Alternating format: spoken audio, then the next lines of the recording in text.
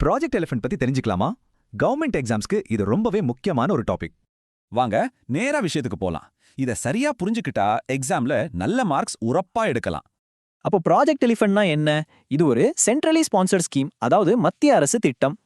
1992 இந்த வருஷத்தை நல்லா ஞாபகம் வச்சுக்கோங்க.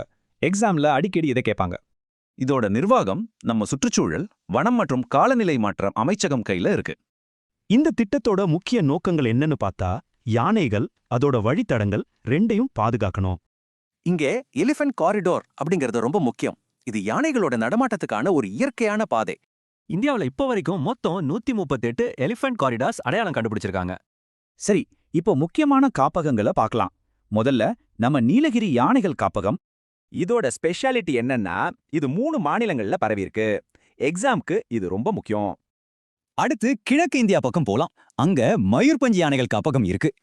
எக்ஸாம்ல மயூர்பஞ்ச்னு கேட்டா உங்க மனசுக்கு உடனே ஒடிசா மாநிலம் தான் வரணும். கடைசியா தெற்குல இருக்கிற பெரியார் யானைகள் காப்பகத்தை பத்தி பார்க்கலாம். இதுல ஒரு சின்ன ட்விஸ்ட் இருக்கு. இது யானைகள் காப்பகம் மட்டும் இல்ல, புலிகள் காப்பகமும் கூட. சரி, இப்போ சில முக்கியமான நம்பர்ஸ் பார்த்துடலாம். அப்பதான் இதோட அளவு நமக்கு புரியும். 2023 கணக்குப்படி இந்தியாவுல மொத்தம் 33 யானைகள் காப்பகங்கள் அதிகாரப்பூர்வமா இருக்கு.